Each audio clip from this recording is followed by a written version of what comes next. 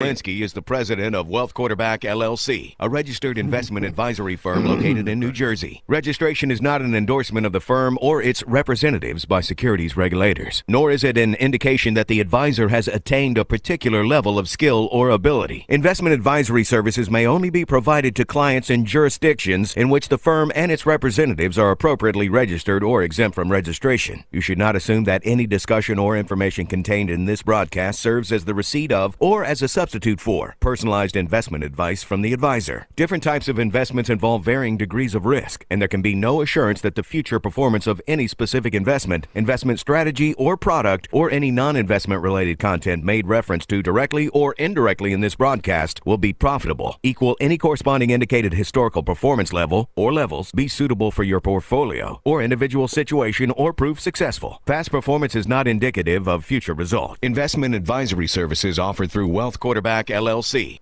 Tired of losing money in the stock market roller coaster? Frustrated with the government taxing you into oblivion? Worried about inflation? How do you prepare for so many financial uncertainties? Welcome to the show that will help you develop your game plan. The Financial Quarterback with Josh Jalinski. Josh is a noted financial advisor and president of the Jalinski Advisory Group, and he's here to answer your questions. Call into the show at 800-321-0710. 800-321-0710. Now, let's kick off your financial future. Here's Josh Jalinski. Good morning, America. This is Ernesto Caleri. I am Josh Jalinski's wingman. You're listening to The Financial Quarterback, which is the must-listen-to radio show for all things money, from tax savings, wealth management, retirement planning, and a little relevant dose of politics, just to put everything into perspective. This morning, we have special guest Toby Mathis. He's an attorney, he's an author, and he's a business tax expert. Good morning, Toby. Hey, good morning. How you doing, Ernesto? I'm doing great. Thanks for coming this morning. I'd like for you to give us a little background about your book and a little background about yourself. Your book is called Infinity Investing: How the Rich Get Richer and How You Can Do the Same. Yeah, it's kind of an interesting, long way to get there. I'm a tax attorney, and so for the last couple of decades, it started in the 90s, I've been working with investors, a lot of high-income folks, a lot of high-net worth folks, doing stock market investing, real estate investing, and small business planning. My firm, where I work, is one of the partners at Anderson Business Advisors. We have tens of thousands of clients nationwide, and we do many, many, many tax returns, thousands of tax returns every year. So I would just watch the results of what somebody was doing. So if somebody came in through a particular group or was doing a particular type of strategy, for example, if they were investing in single family homes versus if somebody was a stock trader, they were being a day trader or whatnot, I would just look at the results. I could just pull their tax return. So if somebody says, oh, I'm making a killing doing something, I didn't have to take their word for it. I could actually go pull their tax returns. And you start noticing trends, and you start realizing that there's certain realities in the financial world that maybe people aren't telling you. And I just started compiling those stories of who was successful over a long period of time and what I learned from them, and encapsulated in the book so that you could figure out what actually works, so you don't have to follow some guru out there that says, here's the soup du jour that you could do to make $1 million in a week. That doesn't work. What works is systematic planning. And I live in Las Vegas, so I always say you want to be the casino, you don't want to be the gambler. Understood. So you're doing a lot of tax returns, obviously. Now you're in the midst of tax season. Any particular trends you're seeing right now? Anything that raises any red flags for you in terms of the economy as a whole?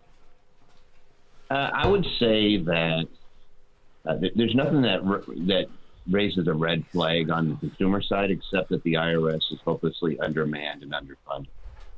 So there are situations where we had taxpayers who were required to file paper returns on certain types of returns. You're required to, not your traditional 1040, but when you're doing some amendments, where the IRS would receive the payment in June in July, and they just opened and processed that. Like they took the payment back in June, but the taxpayer did not get credit for it until one of them was just last month. So they're about 6 months to 8 months behind in processing their paper returns. There's just a glut of it. And, and they would put out alerts to the tax professionals that, hey, we're still processing a lot due to the pandemic, where they had people working from home. Well, there was just truckloads of unopened mail or unprocessed mail. They would open it and take the check out, negotiate it, but they wouldn't credit your account. So you'd get a letter saying, hey, you owe $100,000 plus penalties and interest. And you could see right there that they negotiated your check. They just hadn't processed your return yet. So it was a bit of a dumpster fire at the beginning of the year. You had a lot of taxpayers were nervous or had anxiety because they're still getting these letters when in fact they were not late. And we're trying to explain that to them, like, hey, here's our certified letter, or we have proof of their receipt. Yes, we can see that they processed your payment, but they have not processed your return or the document that you filed. So don't worry, they'll work it out. But of course, when you get an angry letter and threatens to levy bank accounts, sometimes it's not the greatest of feeling if you're the consumer. So they took it out on their taxpayer. So there's a lot going on there. As Understood. far as things, yeah. Good news. We have Josh Jalinski here this morning. Hey, good morning, Josh. Toby. Good morning. This is the Financial Quarterback. So, Toby, this new book, what did you seek to do? What's it all about? I mean, I know you from, aren't you the Anderson guy? Yeah. You're the business structure guy, tax guy. So, folks, if you have business questions, how to properly structure your business, LLCs, and now this new book, Infinity Investing. I want to learn all about this book and what you have for us. Give us a call, 800-321-0710. So this infinity investing approach, what drew you to that? I know that you help a lot of people with business structuring, and you talk about in the book financial imprisonment. What do you mean by that? I think what's going on right now in our society is we have an epidemic of debt. In other words, you have a lot of young people who are getting in way over their heads into debt at a very young age, and they find themselves chasing after the bigger car, the bigger house, and incurring debt to do those things. And they end up working for what I call liability. I have a real simple rule that if something puts money in your pocket, it's an asset. If something takes money out of your pocket, it's a liability. So they buy liabilities with a liability, which I have a loan on a car. The car costs me money, and so does the loan. And I say that that's a recipe for disaster. So you'll find yourself with a great house and a great car, but you're literally going paycheck to paycheck. Or if there's a life circumstance like the pandemic was very illustrative. If you lost your job during the pandemic, you really suffered there for a period of time. Yes, there was government programs that came in, but you could have found yourself in great turmoil in just a 2 or 3 month period of time. And so infinity investing is really built around the concept of it's not the value of your assets. It's what is it generating, and can you spend it to cover expenses? And so if I have enough assets that are kicking off enough income, and you're a financial planner, so I look at rent, royalties, interest, short-term capital gains, and dividends, just passive income sources, portfolio income. I want those items to equal whatever your expenses are, so you don't ever have to work again. And you can reverse engineer and figure out how much you need on a monthly basis. And once you have enough assets to cover your basic needs, then you have an infinite period of time that you could live off of it. In other words, you're not having to sell anything to cover expenses. The assets themselves are generating the income. No, wonderful. So what about all these income things end up being like a scam, or people lose money? Like what I say, people getting bitten by the yield shark. They chase yield. I mean, like what you're saying sounds good. If I have a $500,000 portfolio and I can get $25,000 a year in dividends plus Social Security. Maybe that's enough to make ends meet in retirement. What about when people focus on yield and then that REIT gets mispriced or ends up getting repriced or it stops paying a dividend? What do you do in those circumstances where dividend investing kind of blows up in people's faces? Well, there's no magic cure against any of it. So a lot of it is proper diversification. You're not just looking at just dividend investing. It's a great place to start, and it's good to understand. I tend to focus on companies that have been paying out an increasing dividend for a minimum of 10 years, and have strong cash flow. So, and that's all I could say. I look at my clients who managed to make money decade after decade. I had great mentors they all seem to invest in the same sort of things, which is they don't buy for growth and hope and pray that the stock goes up. They would invest in things that were paying them, and then they would lever that as well, and they would sell an option against it, or they would find other ways to maximize the revenue off of owning those securities. But that was about a third of the portfolio was that type of strategy. The rest of it is make sure you have a good money manager who knows what they're doing, who is a professional managing things like a pool of ETFs, and make sure that you're exposed to real estate. I say about 30% of your portfolio should be in REITs or private real estate investments in perhaps single-family homes or duplexes, things of those nature for somebody, depending on what your activity level is and whether or not that is something that you feel comfortable managing yourself, or whether you want to just be a passive investor in those types of things.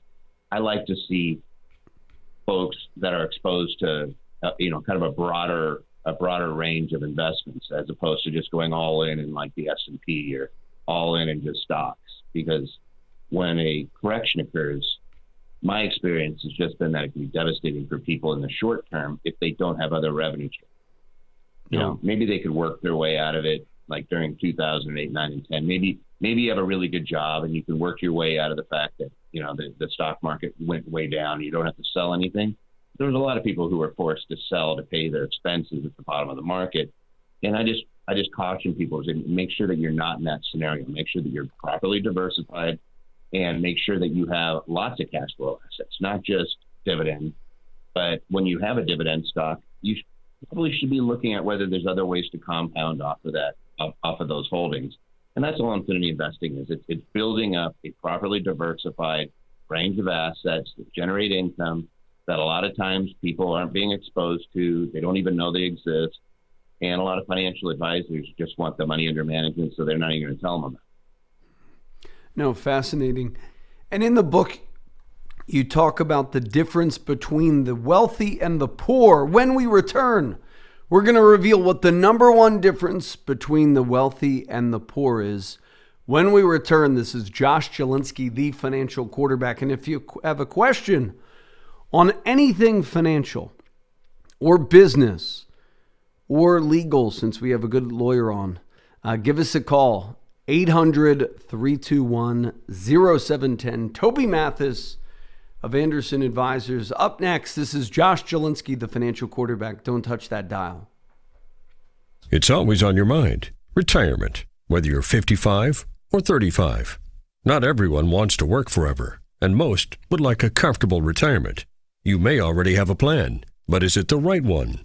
Josh Jalinski, host of the popular Financial Quarterback radio program, is ready to guide you towards financial freedom. He challenges the ways your parents and grandparents saved money with fresh strategies, which are exactly what you need to navigate today's volatile economic climate. Josh's new book, Retirement Reality Check, is available to order on Amazon. It's an easy read that guides you through his system for securing your financial freedom, including tax-saving strategies, understanding the right investment mix, and more. Order now. Retirement Reality Check. Call Josh at 888-988-JOSH. Let Josh help you map out your retirement using fresh strategies. Call 888-988-5674. That's 888-988-5674. Hey, meet you out on the first tee? Yeah, I'll be right there. Just reading this article. On what?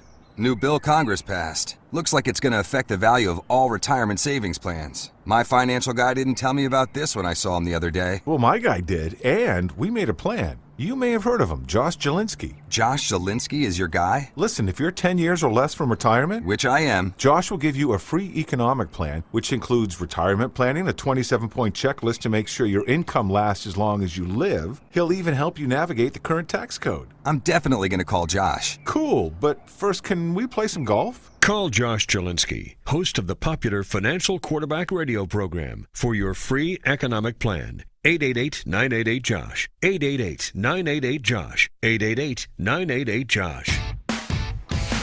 We're back with Toby Mathis. So, Toby, what is the number one difference between the wealthy and the poor, as revealed in your new book, Infinite? Do other people have a problem with this? I'm getting a little stutter on the infinity investing. Go ahead. Yeah, number one big difference, and this is study after study, is the mindset thing. It's actually the belief that you control money as opposed to that you're at the mercy of money.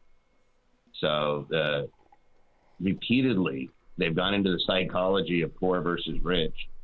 And the folks, and it doesn't matter what your income level is. They just look and say, all right, if somebody's managed to become a millionaire, what is their belief system? Because your beliefs are going to control your actions and you're going to control your behaviors. So it's kind of that thing of mindset controls your beliefs and your beliefs control your behaviors.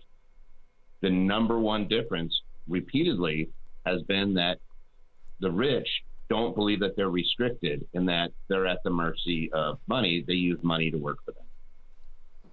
No, fantastic. So your book, Infinity Investing, also talks about the importance of a fiduciary. You want to talk about that a little bit? Yeah, for me, it's analogous to going into a butcher shop. And you walk into a butcher shop and you ask the butcher, what should I be having for dinner this week? You say, could you create a menu? And you know you're going to end up with meatloaf and prime rib and, probably some New York strip. And what you're not going to get told is, hey, buddy, you're looking a little thick there. Maybe you should cut back on the red meat and go see the fishmonger down the street, right? Or maybe you should have some more leafy vegetables and go down to the farmer's market. What they're going to do is sell you what they have. If you go to a nutritionist, the nutritionist is going to look at you and say, here's a balanced diet, right? And they're going to run your macros and they're actually going to do what's best for you. So a lot of financial folks out there are a butcher, and you think they're going to create a menu that's in your best interest, but really what they're doing is going to sell you what they have in whatever they have in stock that particular day, whatever's on special. Right? And so they're not going to be looking at you holistically. Whereas a fiduciary puts your needs before their own, and even if they don't have something, they're going to refer you to somebody more than likely, or they're going to still suggest that this is the type of thing you do. So it always depends. A lot of folks believe they're working with fiduciaries when they're going to their insurance guy or to the bank or whatever else, and they're not. Quite often, the suitability standard is what is being used. And it can be absolutely devastating to people when they realize I'm being sold something based off of a commission as opposed to what's in my best interest. No, fascinating advice. We've talked about the importance before.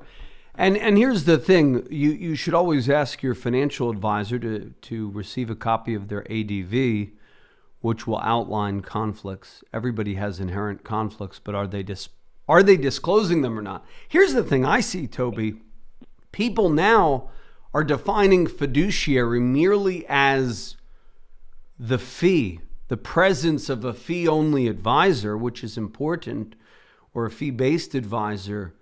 But then they're just being put in the same, carte blanche assets as everybody else. So it's almost like a McDonald's for financial advice. I don't know if you've seen that. Like now everybody's a fiduciary, and really everybody's doing the same basic thing. I see that a lot of these folks are really motivated, even if they're fee-based on commission or assets under management, and they're handing it to somebody else.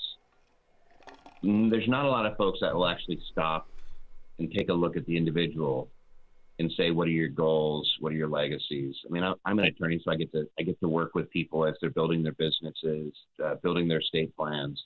things like that. So I am seeing a little bit more of a vision of the long haul. I'm not a financial planner. I don't sell financial investments. I just look and say, these are the folks that have been successful and here's what they did. And it's really interesting. I tell people to look at 200 years out. I said, if you want to give somebody a little shocker, say, what do you want your state to look like in 200 years? What do you want your value system to have been communicated to your heirs as?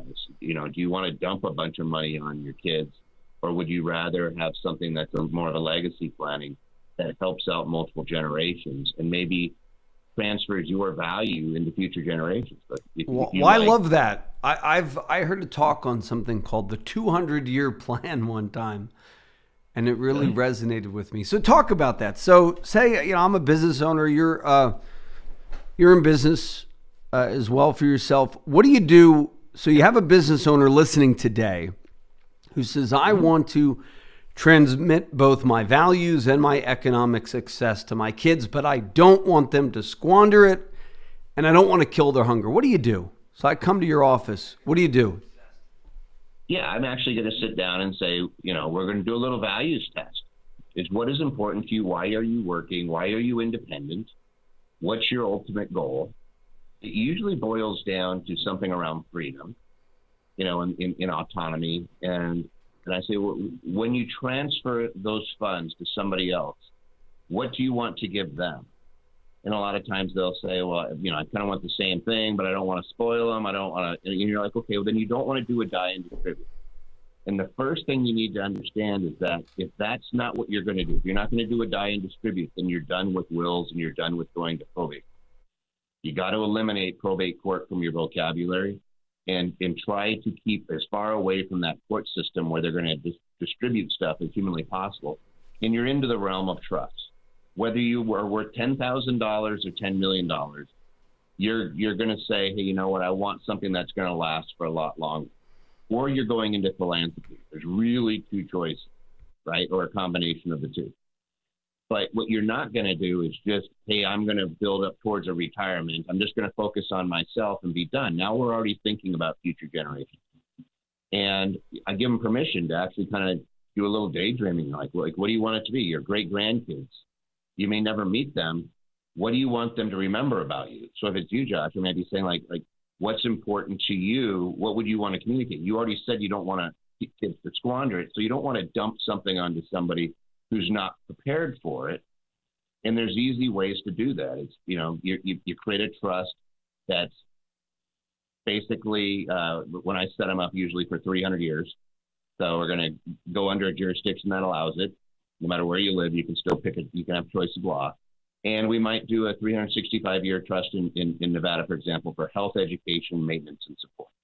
And we might start there saying, hey, we just want to have the money there to cover your heirs if they want to get an education, so that they're never homeless, so that if they're ever in a bad spot, a trustee can provide them with assistance. But they can't go buy a Ferrari, right? They can't go blow it and you know, quit their job and live off the trust, right? It's there saying, hey, we want a strong work ethic, but we understand that there's life circumstances. We're going to be geared towards that. Or you could say, you know what's really important to me is education. I want every one of my family members to eventually get a 4-year degree, and I want to make sure that they're never not going to get that for the lack of funds. So I want my trust for any of my descendants to give them a 4-year degree at an accredited institution. You could put that in there. Or if you think travel is really important, hey, I want people to, I really want my heirs to understand the value of seeing other cultures. I want them to go to other countries, and my trust will cover a 14-day trip once a year out of the United States, so long as it's into another. It's not the same country, more than 2 years in a row. Like, you can put in there restrictions, but you start saying what's important to you, and then you build it into your document. You do a little reverse engineering. It's not overly complicated, and like even a trust like that is the same price as a regular living trust. It's nothing special. It's just saying, hey, I have that option. Maybe I'll do that. And then people immediately say, well, that's for the bajillionaires. It's not for guys like me. And I say, well, if it's the funding is the issue, you could cure that by just carrying a nice, life insurance policy on yourself. If something happens to you, the money dumps in and funds your trust, or you can be working systematically to building wealth and at least starting that beginning curve of the time value of your investments, where you're letting things compound over years, and you at least kind of prime the pump and get it going so that future generations can receive all that growth.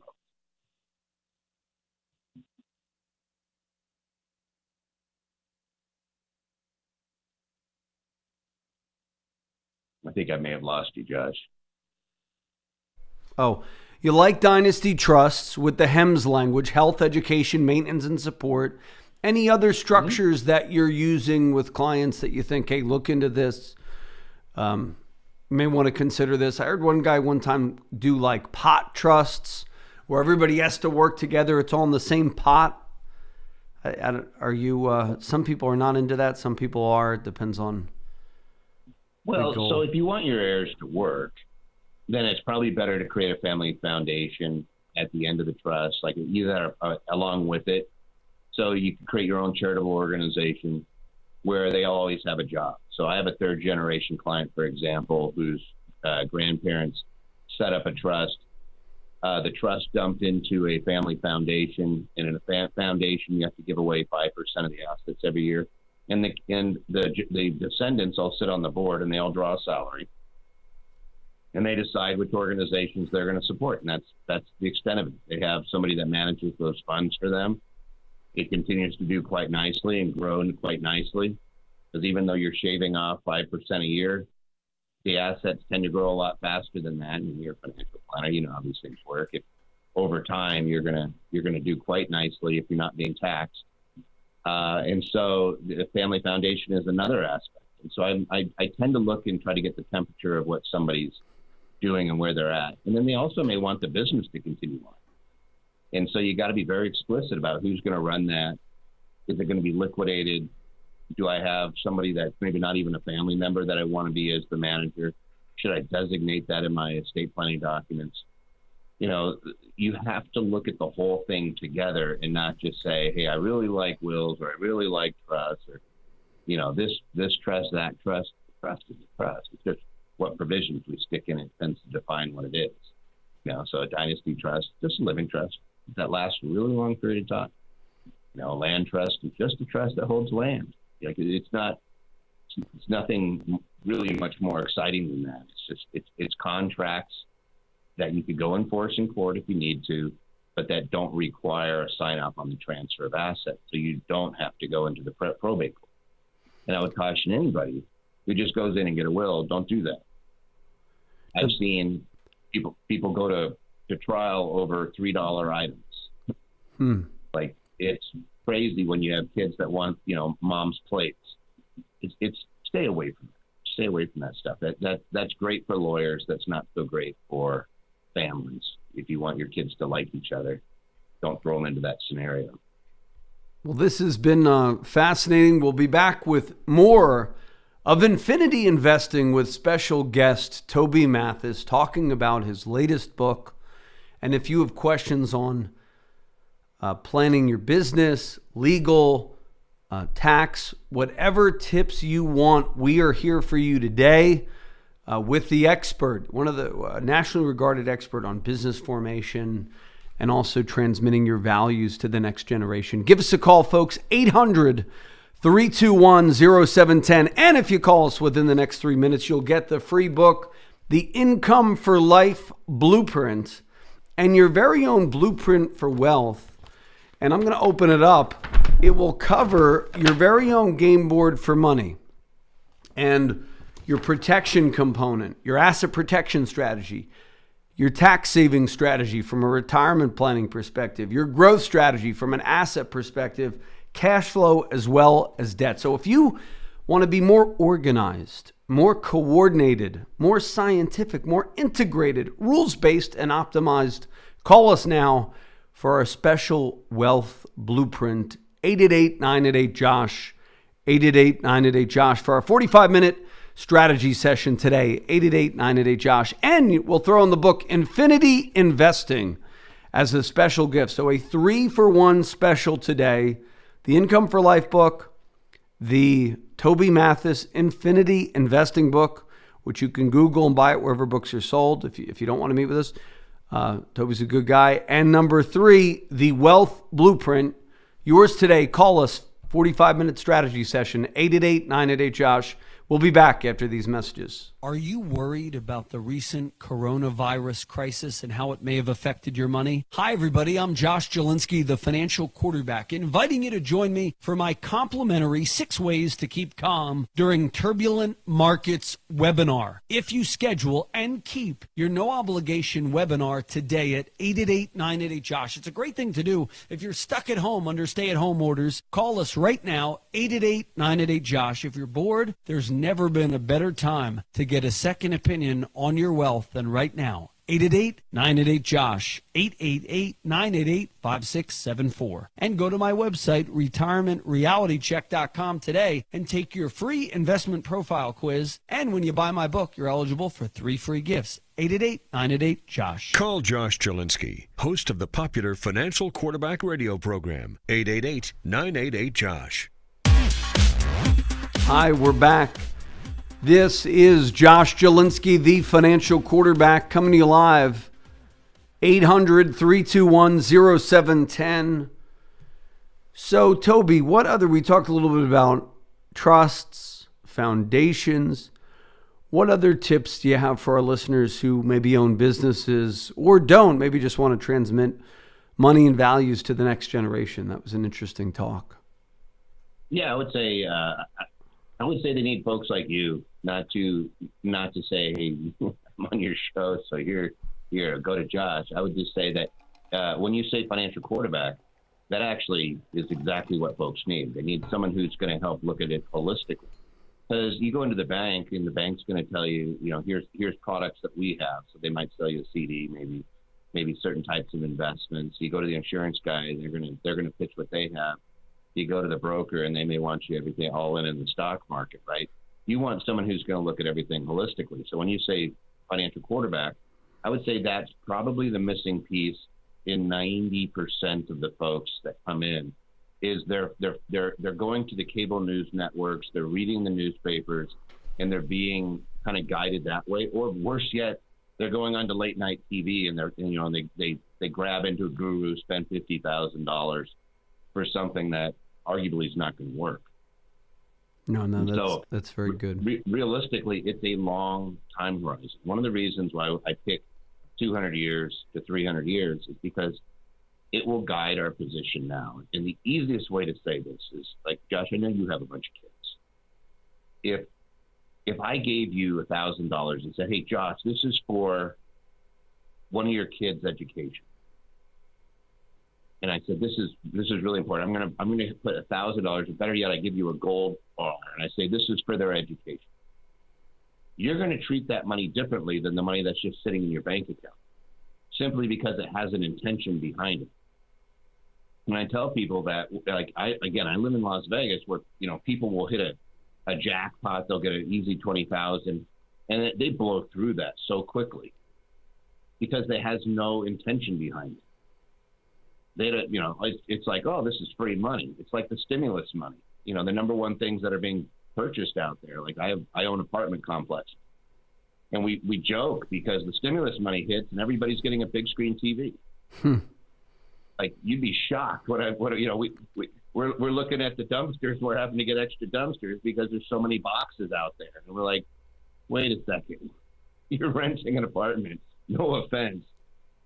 You get a windfall, and because you don't have an intention for it, you don't have any place that you're going to put it, you immediately go out and you follow the marketing, whatever's being put in front of you, and you're constantly being hit on TV and online for stuff to buy, and you go out and get the big screen TV.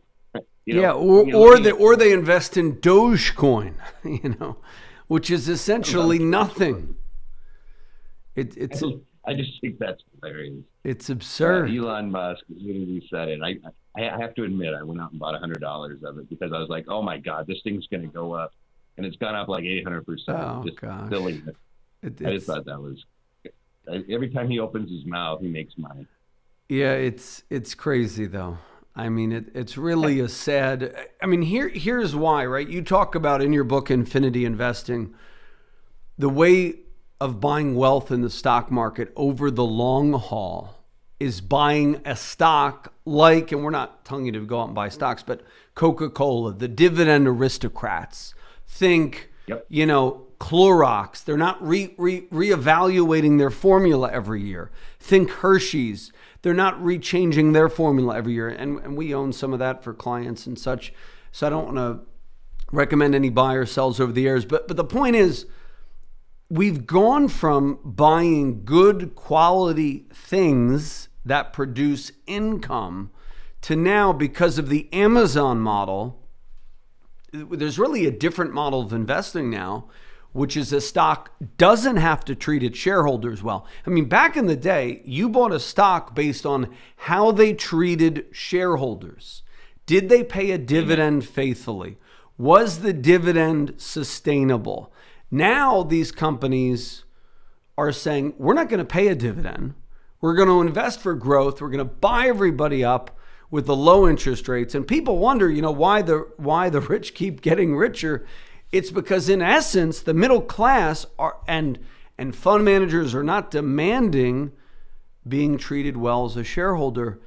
Do you think that method of income investing, I'm just talking about dividend aristocrats, because I really like dividend aristocrat investing, which is, if you don't know, it's featured in the book Infinity Investing.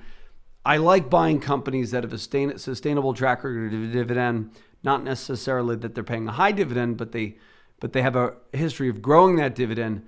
Is that method of investing sort of dead? Because if you look at Tesla, if you look at Amazon, they're following a different model, one that I think is horrible for capitalism. But, are we in a different, is this time different? It's really great you say that. So here's my experience.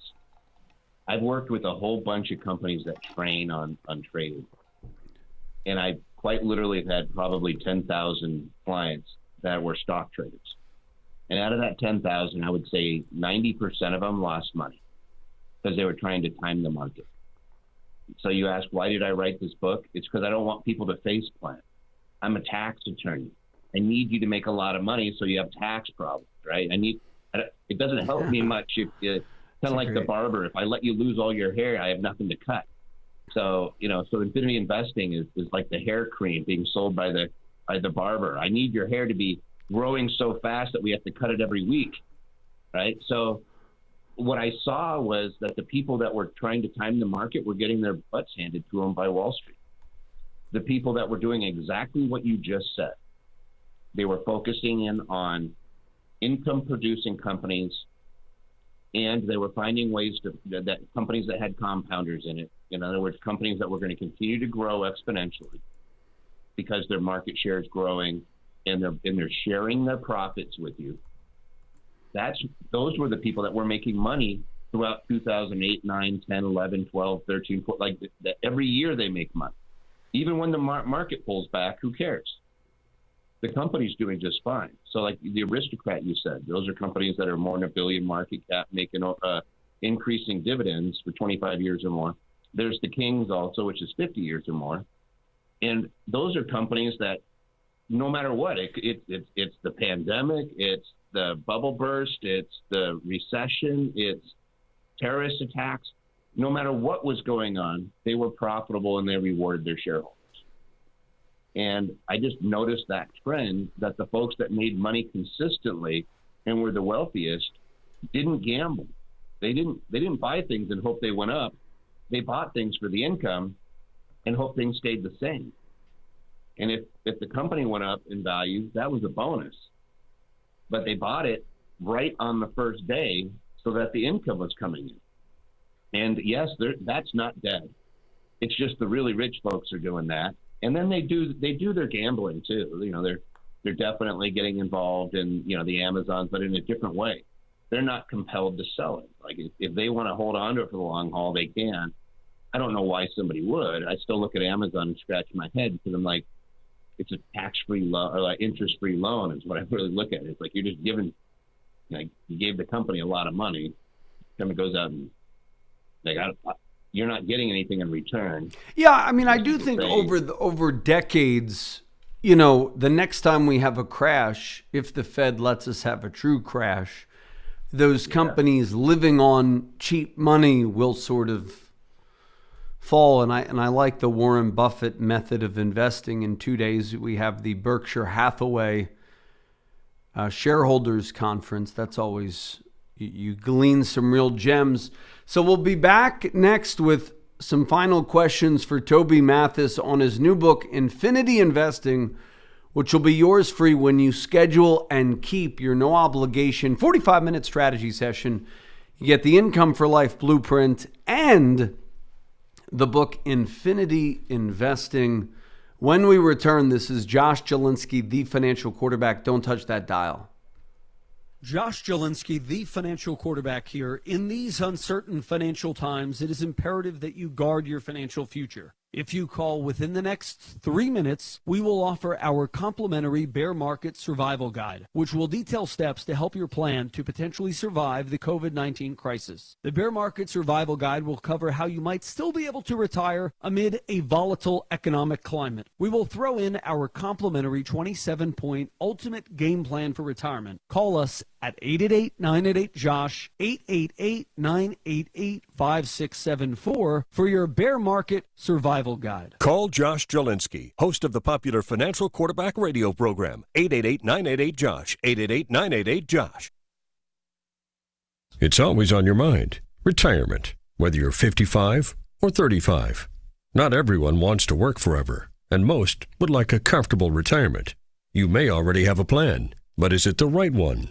Josh Jalinski, host of the popular Financial Quarterback radio program, is ready to guide you towards financial freedom. He challenges the ways your parents and grandparents saved money with fresh strategies, which are exactly what you need to navigate today's volatile economic climate. Josh's new book, Retirement Reality Check, is available to order on Amazon. It's an easy read that guides you through his system for securing your financial freedom, including tax-saving strategies, understanding the right investment mix, and more. Order now. Retirement Reality Check. Call Josh at 888-988-JOSH. Let Josh help you map out your retirement using fresh strategies. Call 888-988-5674. That's 888-988-5674. We're back. This is Josh Jalinski, the Financial Quarterback. And Toby, you talk about building a plan for income and cash flow. And you talked a little bit about that before, but that's something that a lot of financial advisors don't do. When I ask people, hey, bring me your list of expenses and let's map out your income in retirement 5 years down the line, 10 years down the line. What tips do you have for somebody who's, looking to do income planning? What's a simple tip? Are there softwares you like? Or do you just tell them, hey, write a list of all your income, all your expenses? Yeah, I built a calculator for it, which does exactly that. I don't know if there is a website, infinityinvesting.com, that has a free calculator, by the way, but like most everything I do is free. Again, we try to make sure that people don't face plants so that they become really good clients. But the calculator takes your income and your expenses and figures out what your spread is. So what you're able to invest. And then you write it I just say you get in the habit of writing it like it's a bill. So for example, if I was working with somebody, I might say, have a separate account that's your investment account and have the money get transferred over there just like you're paying yourself. If I was going to give a millennial advice, I would say you're going to use the 70-30 rule. You're going to live off of 70% of your take-home pay. And the other 30%, 10% of it, you've got to give it away. You got to do charitable good. If you hate charity, then just dump it into the next category, which is you're going to pay down debt. Take 10% and pay off any existing debt you have until it's gone. And then the other 10% put into investments. And if you don't have any debt, you don't feel like giving money away, put 30% a month into investments and get used to living off of the 70%. And just get used to doing that. Like we get really used to paying our cell phone bills. We get really used to paying our cable bills and our rents and everything else. And we never seem to pay ourselves for our future in our investments. and you just treat it like it's a bill, like anything else, and anybody can do it. I've seen folks that literally had no money start up and get to infinity within 2 and 3 years because they either live off of very little, so they don't need a ton of cash flow, or they get really good at focusing in on the cash flow assets. And it's almost addictive. Once you start realizing that I could have a perpetual income stream. So for $50,000, I might be able to get a $500 a month perpetual income stream. Like maybe I find the right type of property. And yes, they exist. Don't think I'm crazy, but I own hundreds of those. It's just, you're not going to buy it in your backyard. You're probably going to be looking at Middle America and some of those places. But there's investments like that where instead of focusing on what's the price or how much is it worth, you just look and say how much it's generating. I had this really interesting experience when I lived in Seattle. I had a neighbor who was actually a coach for the Red Sox, and he had been a professional baseball player. Super nice guy. And he talked about the financial planner that he worked with. He actually transitioned over and became a Merrill Lynch guy. And he was talking about one of these financial planners, and he says he tells the players, don't look at your statements. And I kind of was shocked. I was like, what are you talking about? He goes, no, don't look at the value of your account. Look at what it's generating. And so this particular planner was training the athletes, how much cash could we create on a cash flow basis and quit staring at the value of your account. Because if it goes way up, you're going to be tempted to sell. If it goes down, you're going to be depressed. Look at what it's generating and focus on that number instead. And so, I always kind of took that with me and thought it was shocking enough to sit there, and it made an impression on me. And here, 20 years later, I'm looking back on it going, that was actually pretty wise. That hit the nail on the head. Is if you're building an income stream, who cares whether it's $1 million generating $100,000 a year or $10 million generating $100,000 a year? I can live off the $100,000 a year regardless. Fantastic. We're with Toby Mathis, author of Infinity Investing, his new book. And he talks about if you're just starting out, first focus on the first 50 grand. So we might have people listening, they don't even have 50 grand saved. What do those people do today to start building that first 50 grand? I like that actually, because you say, well, what's the first 50 grand? What's the next 50 grand? Because I actually found that for me, the first hurdle was for some reason 27 grand. I was like 22, 23 maybe, and I got out of debt. I had about 60,000 of debt, got out of debt, and then I focused on getting the first 27 grand. I don't know why I remember that number. And then from 27, I went to 100. And it's sort of like very similar to your 50 and then 100. Mm-hmm. So somebody's listening, they don't have a lot saved. How do they get that first 50 grand saved up? Obviously, the 70-30 rule, living on less, learning how to save 30%, live on the rest is a great tip. And giving 10%. I would say giving 10% is the hallmark of, do I want to do business with someone? What do I mean? There's a lot of pretenders in life. And there are people now who are financial celebrities, and then they go bankrupt in a year or two. And you wonder, well, how could you spot those people? Well, how did they behave? How did they treat their family? How did they treat their charities? Did they do it? So I actually think that the tip about giving is not only is it, I follow the Bible, so it's biblical. It also is true, like, for humanity. I mean, if you look at Oprah, when she had her billions, she gave all these people cars and stuff. There's been books on, the millionaire maker, the millionaire mindset. And what was interesting, I think the guy's name was Herb Allen or Robert, I forget the guy's name. I remember the last guy's name was Allen. And he said, of all the millionaires he surveyed, something like 90-something% tithed in some shape or form. So that's really good. So we're going to talk about that because we're already at our last break of the hour.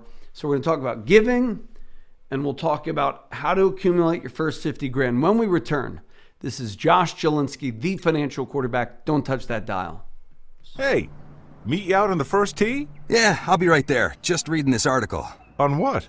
New bill Congress passed. Looks like it's going to affect the value of all retirement savings plans. My financial guy didn't tell me about this when I saw him the other day. Well, my guy did, and we made a plan. You may have heard of him, Josh Jalinski. Josh Jalinski is your guy? Listen, if you're 10 years or less from retirement, Which I am. Josh will give you a free economic plan, which includes retirement planning, a 27-point checklist to make sure your income lasts as long as you live. He'll even help you navigate the current tax code. I'm definitely going to call Josh. Cool, but first, can we play some golf? Call Josh Jalinski, host of the popular Financial Quarterback radio program, for your free economic plan. 888-988-JOSH. 888-988-JOSH. 888-988-JOSH.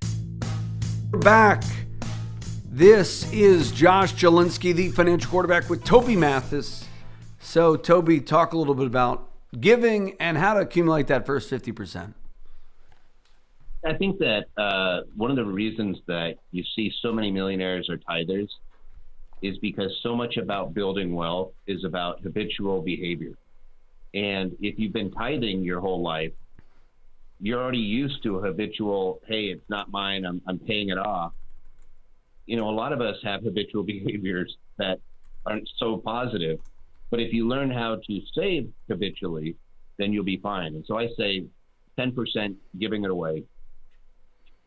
Some people hate that. Like, again, I usually get pushback on people saying, well, that's a religious thing, and da-da-da-da-da. And I'm like, no, just trust me on this, that you reap what you sow in this world. But if that's really, like, if you really hate it, at least attack your debt with it. Okay? So I always try to give them an out.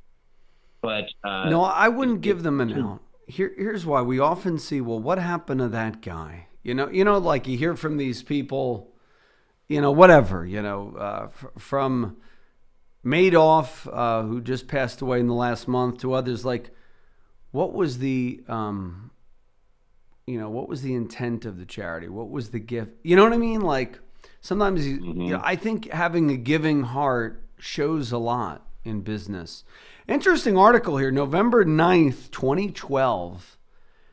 They surveyed all of the millionaires in the country and found that all of them on average gave 9% of their income to charity. So what came first, the chicken or the egg? I would say I don't know about Josh, the chicken. I would say it's a mindset. The chicken of tithing produced the egg of success in some ways. Not that it always works that way, but I think it's like you said, it's habitual. And then on to, how does somebody accumulate their first 50 grand?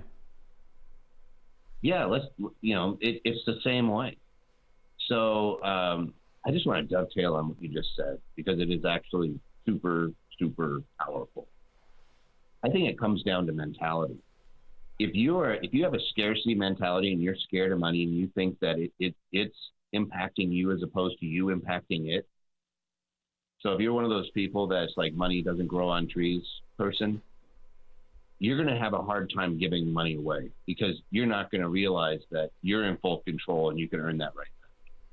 Millionaires that figured out that they control the money, and that, it's just a matter of how much time and energy do I want to put into it. So, some people are happy making $150,000 a year. Some people are happy making $50,000. It's up to you. When you have that freedom, then you could give a lot more. Same token, once you realize that you do have a certain amount of control over the money, you could choose how much you want to put aside, because you could choose how you live. Like, I don't have to have 300 channels on the table, right? I could knock myself down and have an extra $50 if I'm willing to deal with 30, or just do Netflix, just get the internet. And I could save a little money. Yeah, 99% of cable's garbage anyway, so yeah. I literally just watch the Golden Knights, like my poor wife. It's like it's news and hockey in our house, and it's like she just looks at me and goes, "Why do we have it either?" Like, no, we just got the internet, really. But but it's just getting in the habit of something. Once you start investing, once you get used to it, and it's as easy as doing a Schwab or I don't know how you feel about Robinhood, but I liked it because, for kids, they could set up an account so quick. I say kids, but I mean young people. So you could set up an account. You could put a Roth IRA together in a heartbeat. And I say that's what you use as your savings account when you're accumulating your first bunch of, your first bit of money, as long as you're, lower, as long as you're below the income thresholds. So if you're making $50,000 a year, it's pretty easy. Set up a Roth, and that's where you put your money. You're never going to pay tax on it ever again. And you start investing it in, I would just pick the aristocrats and the kings to start. At the website we have, and you'll see it in the book, we rate about 60 companies, and we just follow them. It's free. Don't worry, I'm not selling anything. We just rate them on a 7-prong scale. And in order to be on that list, you have to have been paying increasing dividends for at least 10 years. So they're fairly safe companies. We actually pull their safety score from 2 other organizations that rate them on a scale of 1 to 100 as far as safety measures. Fantastic. Well, Toby, we have to run. Folks, you can go to his website, tobymathis.com, TOBYMATHIS, Toby Mathis. Get his book, Infinity Investing, for free when you schedule and keep your 45-minute strategy session with us at 888-988-JOSH, or go to tobymathis.com and buy his book. Toby, it was a lot of fun. Hope to have you on again in the future. This is Josh Jalinski, folks, the Financial Quarterback, and we'll be back after these messages with your calls at 800-321-0710. So if you want the book, call us today for the free review. 45-minute strategy session, 888-988-JOSH, 888-988-5674.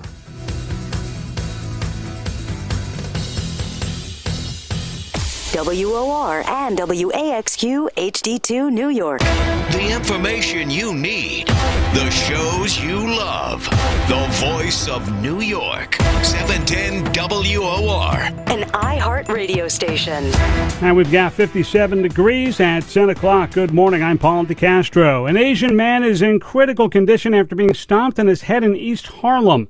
The 61-year-old victim was attacked from behind around 8:30 last night while collecting cans near a construction site at 3rd Avenue and 125th Street. Cops say the suspect threw the victim to the ground and stomped on his head, causing severe head trauma. He remains in critical condition at Harlem Hospital. Police have not yet determined if the man was targeted due to his race, but the NYPD Hate Crime Task Force is investigating. The U.S. once again has 3 tools in the arsenal against COVID-19. ABC's Elwyn Lopez is at CDC headquarters in Atlanta with more. This morning, the Johnson & Johnson vaccine is back in use after an 11-day pause. The FDA and the CDC saying the benefits of the vaccine outweigh the risks. At least 12 states officially saying they'll resume use. In the race against the variants, the advisory panel saying it is important to act quickly, citing an urgent need to vaccinate the country. And New York and New Jersey are among the dozen states ready to administer J&J vaccine shots once again. New York Governor Andrew Cuomo says the state will bring the COVID shot to grocery stores in an attempt to vaccinate workers. Governor Cuomo continuing the state's campaign that aims to target certain groups based off profession and other demographics, bringing the shot to grocery stores and offering walk-up vaccines at spots, part of the strategy. People who know how to work that internet, they figured out how to get the appointment. But how about if you had to go to work every day? How about if it wasn't that easy for you? He praised grocery store workers and other essential employees for working during the pandemic. James Flippin, WOR News. Now, President Biden says the world has an opportunity to create new jobs while combating climate change. When we invest in climate resilience and infrastructure, we create opportunities for everyone. Wrapping up the 2-day Global Climate Change Summit at the White House, Biden said it's an opportunity for innovation in every nation. He called new clean energy technologies a global imperative that will benefit the next generations. Biden insisted that the U.S. is committed to the strategy.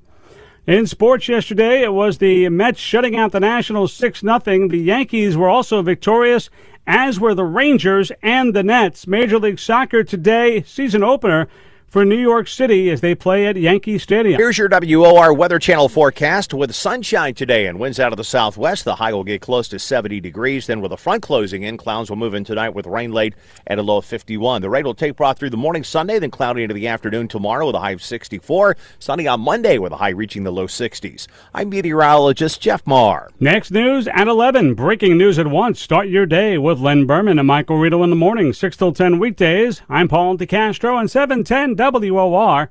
We are an NBC News radio station.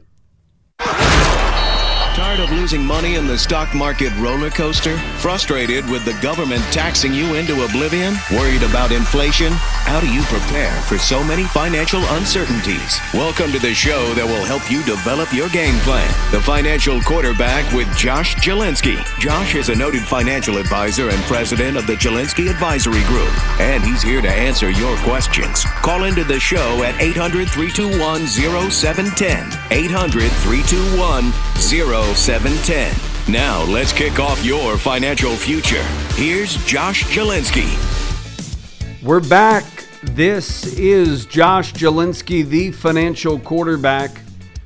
And all hour, we're taking your calls at 800-321-0710. If you have questions on stocks, bonds, annuities, mutual funds, whatever question you have, no question is a dumb one except the one that you do not ask. So friends don't let friends buy Dogecoin. Dogecoin is a meme that became a craze. And folks, I don't know why.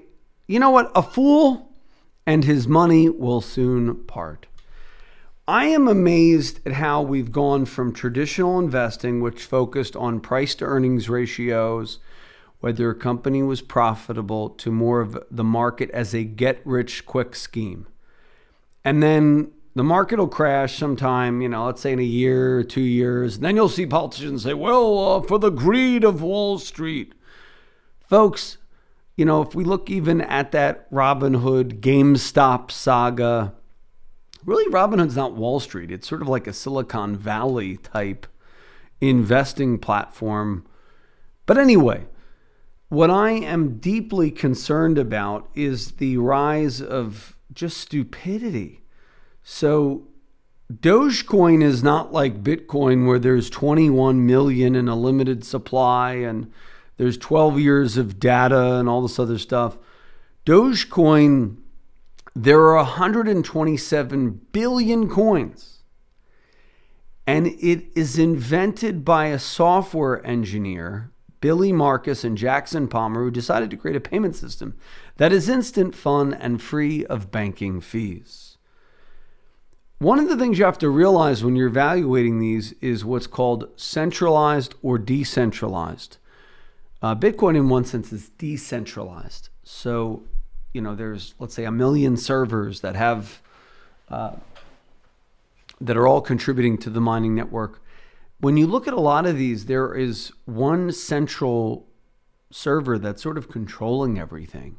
And so it's not decentralized at all. So be very careful of this craze to buy Dogecoin.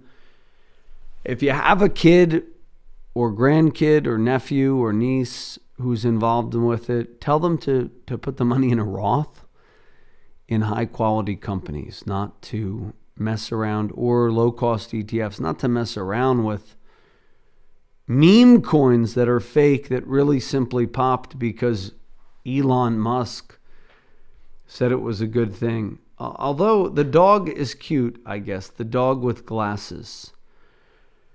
So you got to forget Dogecoin, but maybe there's other things that you want to talk about. A lot has happened in the world of money, but I always want to hear from you. So if you have questions, now this is the time to call us at 800-321-0710.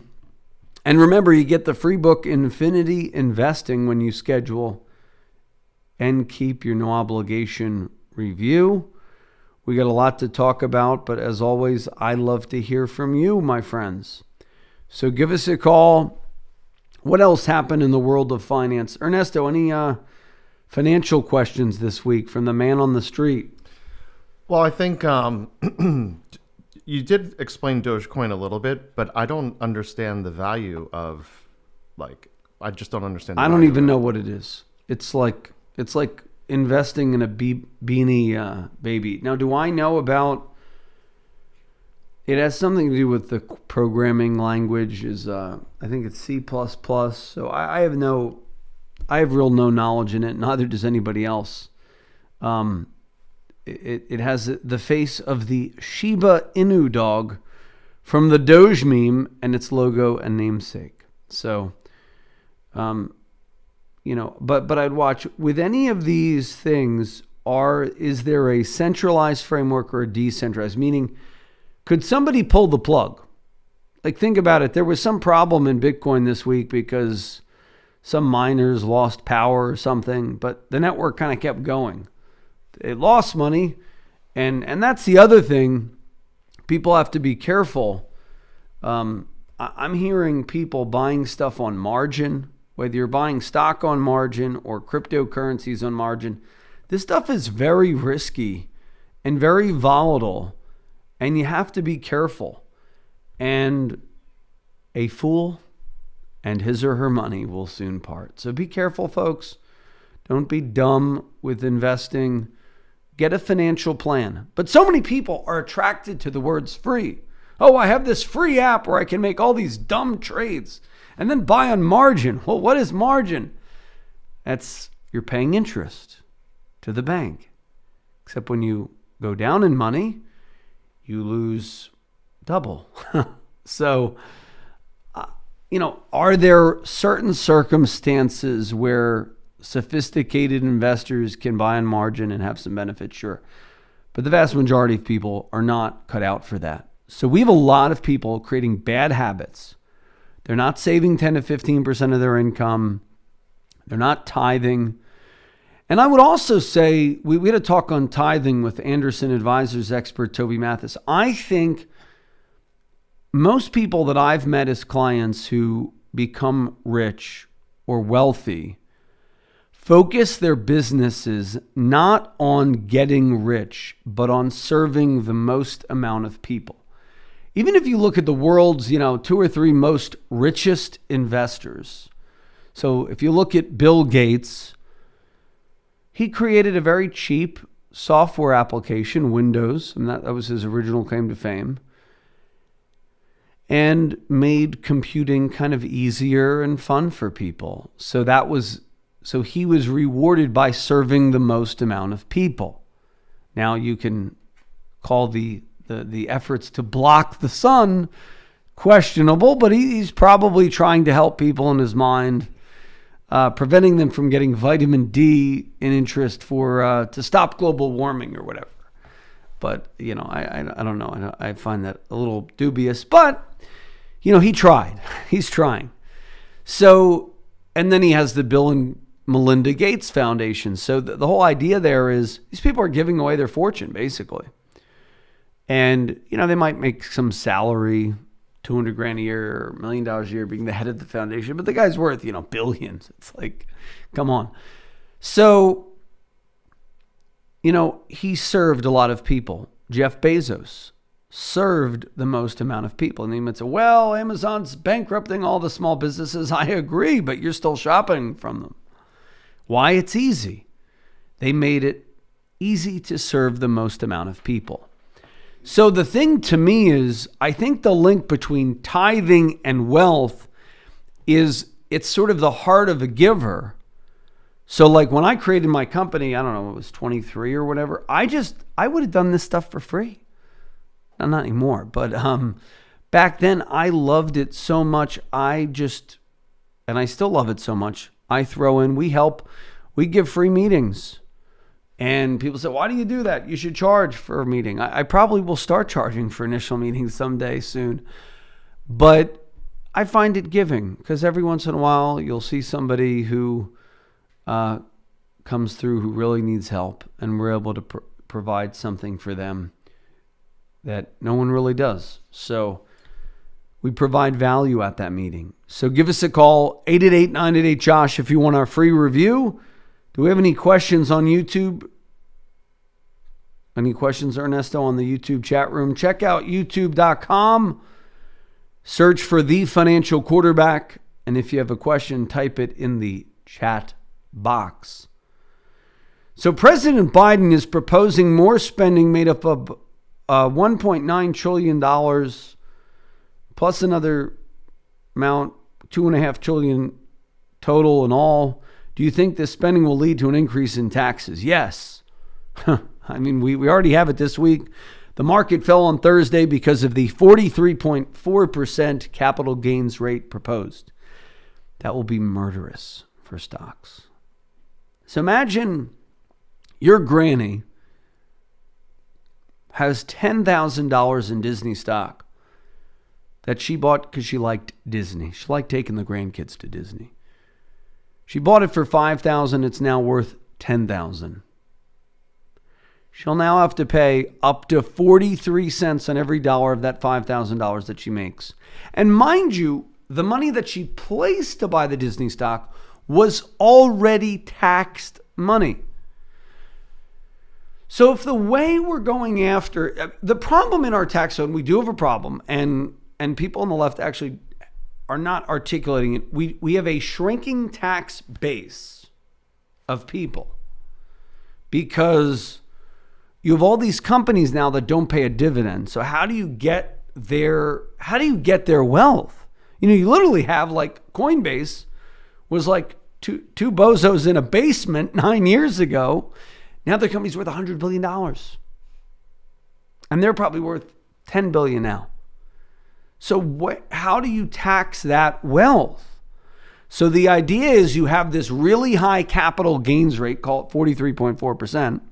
So when the Winklevi twins sell their shares of crypto that are now worth billions, they lose 43.4% because they can afford it. But the problem is it hurts regular people, and the thresholds are not $1 billion.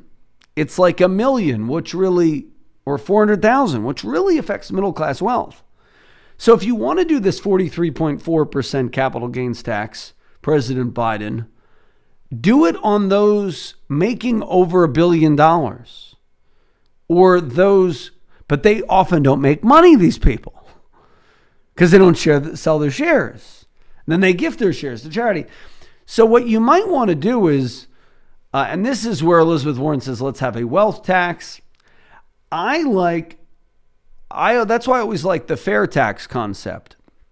So you would have a national sales tax. So when Bezos buys his, $500 million yacht, that's taxed at 10%.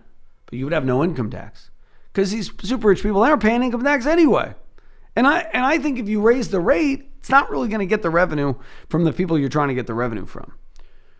So, and there's the other argument of, well, how much of your money do you really think the government is entitled to? I mean, like, if it was an ideal world, liberal or Democrat, Republican, conservative, whatever, I would say 10 or 20%. Like, if God can live off 10, so can the government, So 10 to 20%, I'll even give them 20 if they capped all taxes at 20%. To start, we would see the economy blow up. You would see ingenuity. But you get a lot of these super wealthy people, they go around creating these foundations because they're already billions. If they go and sell their shares, they're going to be taxed at like 43.4 cents on every dollar now. Plus you got state taxes. So, this week, John Ledger, head of T-Mobile, got like $137 million stock bonus, was announced by the Wall Street Journal. Probably like $50 million of that's going to the government. So you get to a point where, like, what's the point? I think, you hear a lot of these super rich people say, well, what's the point of all this? And so that's where then they create these foundations because at least then they can grow it tax-free. Then they gift their shares of stock. So the government doesn't get any money anymore because the shares go boop, right into the charitable trust if they're smart when they set things up. But, so the idea here of a declining revenue is a real problem from these people who are worth, let's say, $100 million and over. But the proposed 43.4% capital gains rate is really going to hurt Granny. It's not really going to hurt Gates. So what say you folks? Give us a call, 800-321-0710. If you have a question for me, we're going to the phone lines, 800-321-0710. Up next, we'll be back with your calls. And call us right now for the Income for Life Blueprint. We have a model, a customizable, beautiful model where you'll be able to see your life on one sheet of paper. And you'll get your very own game board. There are 27 components of wealth that we go over that you should check right now. Car insurance, home insurance, liability insurance, disability insurance, medical insurance, social security planning, wills and documents, trusts and ownership agreements, life insurance. We're not attorneys. We're not giving tax or legal advice, but we are mapping out your protection. That's your moat around your castle. Your castle, your savings accounts, credit unions, checkings, money market, savings bond. Maybe you have too much money in cash. You don't know what to do with it. Tax deferred accounts. We do an annuity audit. We do Roths, 529s. We look at retirement plans, 401ks. Then if you're a small business owner, we look at those. Then growth. We look at bonds, stocks, and real estate, as well as how to properly structure your business. And we put this all on a game board where you can strategically look at your wealth on one sheet of paper, gain greater clarity, coordination, organization. Also, we go through cash flow. I mean, a lot of you have significant assets you've never gone through. Here's going to be my income in retirement. Here are my expenses. And even if you haven't arrived yet, call us 888-988-JOSH, 888-988-5674. We'll be back after these messages. Are you worried about the recent coronavirus crisis and how it may have affected your money? Hi, everybody. I'm Josh Jalinski, the Financial Quarterback, inviting you to join me for my complimentary 6 Ways to Keep Calm During Turbulent Markets webinar. If you schedule and keep your no-obligation webinar today at 888-988-JOSH, it's a great thing to do if you're stuck at home under stay-at-home orders. Call us right now, 888-988-JOSH. If you're bored, there's never been a better time to get a second opinion on your wealth than right now. 888-988-JOSH, 888-988-5674. And go to my website, retirementrealitycheck.com today and take your free investment profile quiz. And when you buy my book, you're eligible for 3 free gifts. 888-988-JOSH. Call Josh Jalinski, host of the popular Financial Quarterback radio program. 888-988-JOSH. Josh Jalinski, the Financial Quarterback here. In these uncertain financial times, it is imperative that you guard your financial future. If you call within the next 3 minutes, we will offer our complimentary bear market survival guide, which will detail steps to help your plan to potentially survive the COVID-19 crisis. The bear market survival guide will cover how you might still be able to retire amid a volatile economic climate. We will throw in our complimentary 27-point ultimate game plan for retirement. Call us at 888-988-JOSH, 888-988-5674 for your bear market survival guide. Call Josh Jalinski, host of the popular Financial Quarterback radio program. 888-988-JOSH, 888-988-JOSH. Okay, we're back. This is Josh Jalinski, the Financial Quarterback. During the break, Ernesto and I were talking about the mentality between the rich and poor. I also think the rich do not let money hold them. What I mean by that, when I say rich, I could talk about somebody who wants to accumulate $2 million for retirement. There's what I call the middle class millionaire. They generally have between 1 million and 10 million saved. We help a lot of them because their average financial advisor is not equipped to deal with their problems. For example, the average financial advisor or somebody with, let's say, 2 to 10 million of net worth, they'll go to an attorney and they say, do I need to trust? And they'll say, oh, you don't need a trust. But to me, if you worked so hard, you came from negative 50 grand, you came from zero, and you built 2 million or 5 million, why wouldn't you want to build a legacy for the next generation that they do not squander? To me, that's a deep inherent value Because if if you bring 0 million to 5 or 10, imagine what you could help your kids do if they're wise stewards. And so we work with you to not only give you the income for life blueprint, that'll be yours if you call us at 888-988-JOSH, that will make sure your money can last as long as you do. We will also look into, well, what's going to happen to your heirs when they inherit this? And you might think, oh, I have 2 kids, Jimmy and Johnny, and they're fine. They're good boys. They have a good job. But what about their spouses? What about all of a sudden when they're not doing okay and they're doing super well, and their spouse inherits half of your money? You don't think that can happen? Happens plenty. Kids take their inheritance, they pay off their home, which seems like a very responsible thing to do, and bam, half of that equity's distributed. That's why I don't care what your net worth is. You want to begin with the end in mind. We help people worth 7 million, 70 million, or 70,000 at our firm. So call us 888-988-JOSH. Why? Because giving's a part of our DNA. We really do like to give because you never know who you can help. So the other millionaire mindset, since we were talking about that a little bit, is tithing, saving, right? Frugality, meaning a key instrument of my success early on, not saying that I'm anything special, was my Honda Civic that I drove for literally 350,000 miles. So the Honda Civic made me a millionaire. And I really believe that because I was not into fancy cars. You might say, now you have a nice car. Well, that was a splurge. I think I was entitled to it, but not entitled.